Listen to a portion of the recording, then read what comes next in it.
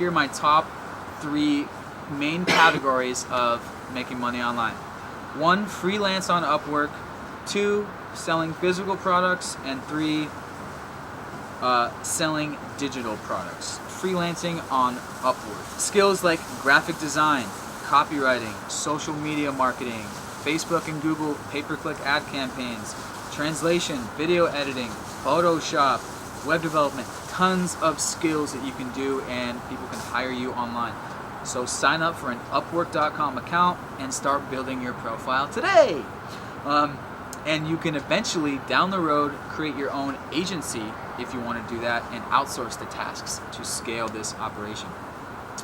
So that's Upwork. Second main category I have is selling physical products online. And that's your specialty. Yeah, that's what I do, and it's what a lot of freaking people do. So the first realm of that I'll talk about is the Amazon FBA method / wholesaling / private labeling.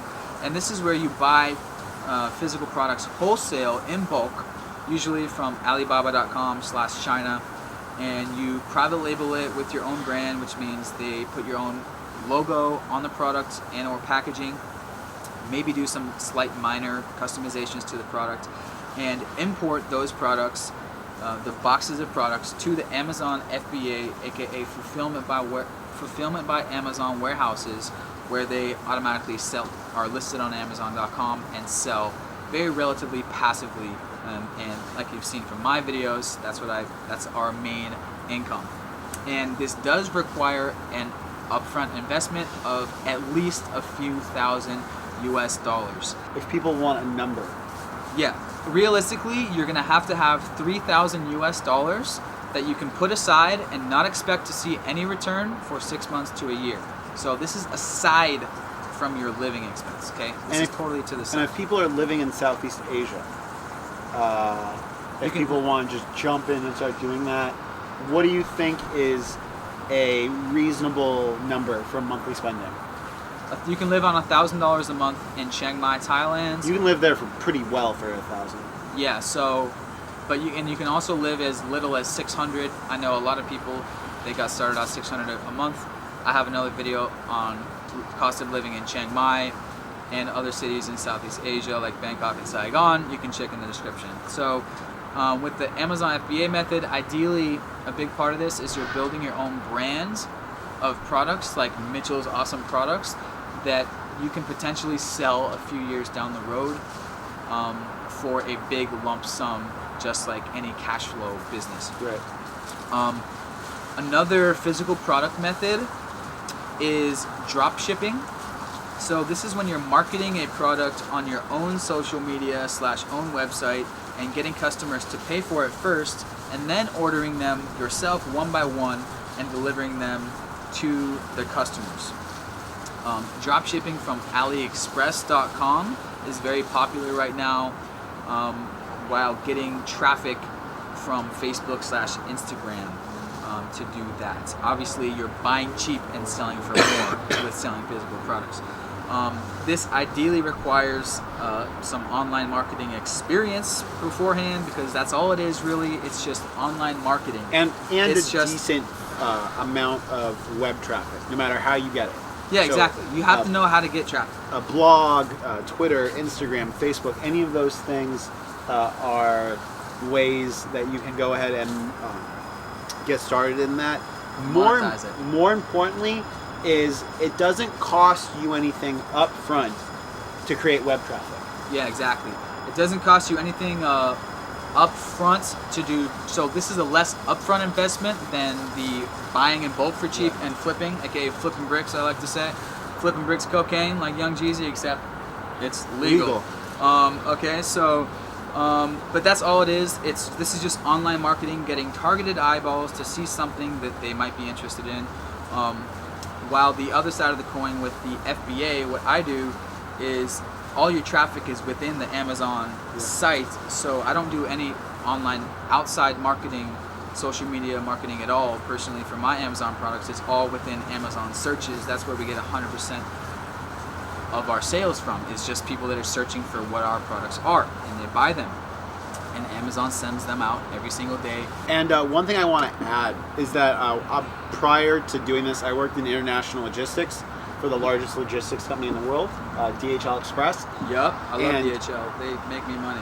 Yeah, and the majority of my customers that I was dealing with SME, like small startups, was people doing stuff like this, importing from AliExpress or Alibaba to America to sell on Amazon. And one thing that I can say, if you're watching this video, you're probably between the ages of 21 and 35, let's say, and you're already internet savvy. And from my experience, I did it for 2 years. My experience is that if you're already internet savvy, in regards to knowing how like e-commerce works online, whether or not you're an Amazon customer yourself, and a niche that you're in, you're already at an advantage. Now on to three of my top 3 categories of making money online, which is selling digital products. So of course this type of stuff requires a lot of strategic online marketing, of course driving traffic, content marketing, and audience building. So ideally beforehand you have some sort of existing audience. For example, one example of a digital product is making your own instructional course on something that you can teach, something that your audience or people in your life ask you for a lot. Yeah. Because it's all supply and demand. Make your own instructional course on how to do that. And a quick way to launch a course would be on udemy.com, links in the description. Do you have courses on Udemy? I'm going to very soon. Another example of a digital product would be to make an ebook and market that. Also, again, this is just getting targeted eyeballs to something that they might. It takes a lot of content marketing. This is not something quick that you're going to make money with. It takes a lot of content marketing. So this is more of a long-term brand strategy. This digital information product thing, not quick at all. Another online digital product realm is Kindle publishing on Amazon. And this is similar to FBA, selling physical products on Amazon, except you're selling a bunch of ebooks on Amazon. And you can outsource this, get a ghostwriter to write you like 50 different ebooks. Obviously you start with 1 or 2 and then you scale. And I have links in the description I have a couple good Chiang Mai buddies that might make at least a few $1,000s a month just selling a bunch of different niche ebooks on Amazon.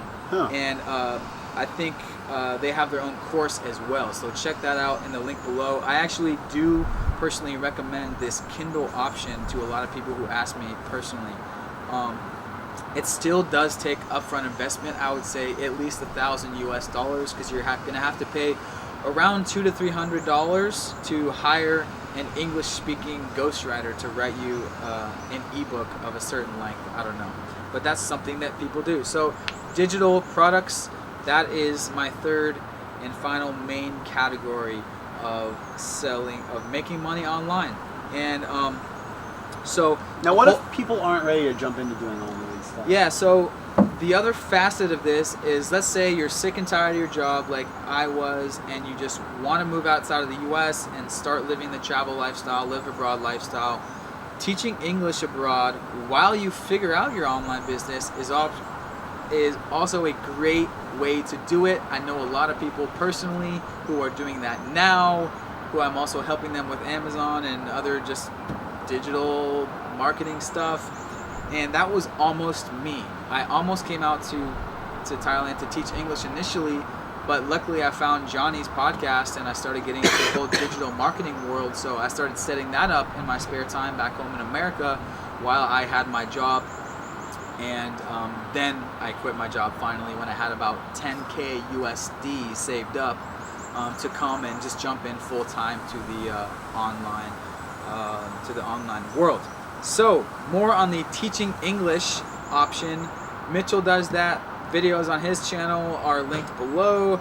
and he can tell you more about his story on that. So I fell into it kind of accidentally.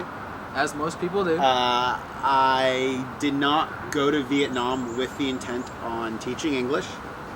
And this is a little controversial because there's a lot of highly qualified teachers that go live abroad and do this and resent the backpacking, underqualified teacher. There's Facebook groups filled with hate on this. Yeah. Some people love teaching. They fucking love it. Yeah. And, they're all about it and they want to do that as a career, but everyone's different. And for me, I can't say that I absolutely love teaching. I've been teaching now a little over a month. But what I can tell you is I get more satisfaction from teaching than I did sitting behind a desk at my previous job. So great fucking point. You don't have to love whatever job that you do, but if you find satisfaction in it and you are good at that job, I would say that's a great option. Now, what you need to get started teaching English. I would suggest to anyone, if you have graduated college, your bachelor's degree is going to help. One thing I would suggest before you leave to come to Southeast Asia, have a photocopy of it, have a picture of it, just have some kind of proof that you finished your career or you finished your college education. The second thing is a TEFL or a TESOL or some other type of teaching English certificate. If you go to Khao San Road in Bangkok, they sell fake ones everywhere. You didn't know that? I know they sell fake IDs and that. Fake everything in Khao Yeah. San. I would not suggest this necessarily simply because you don't know how much research your potential employer is going to put into checking the background of your TEFL. I got my jobs without the TEFL. I'm almost finished with my TEFL course as it stands right now. I'm in the process of rewriting my written portion of it. And I would say that most of Southeast Asia, especially Vietnam, will hire you based on the fact that you're a native English speaker and that you have your bachelor's degree. This can be kind of highly contested, but a shirt and tie goes just as far as a TEFL certification, I have found. Yeah. Of course, do your own research, and he has further videos on that. Likewise, I've also found that's just as important to show up to class with a comb and hair product as it is to show up with a lesson plan, simply because parents will sit in your class or they will stand outside of the class taking hundreds of photos of you teaching their children, and what they want is someone that looks professional and carries themselves in a way that their children are going to be comfortable talking to native English speakers or business people later down the road. Yes, it's a great option to start out teaching English. I know a handful of people I've been communicating with that are doing that while doing their laptop stuff on their off days and during the nights and weekends. So that's a great option if you just want to come start living abroad to teach English thing, man. And then you can build your online empire on the side, and then whenever you're done teaching English and you're making money online, sky's the limit, people. See you on Mars. Or you can teach English online. We forgot about that. We totally forgot about teaching English online. There's a huge market for it. It's actually harder to teach English online than in person. Why'd you say that? Teaching English online, they want to see experience, they want to see certification, they want to see degrees. Because they're all digital. They do their digital background checks and stuff.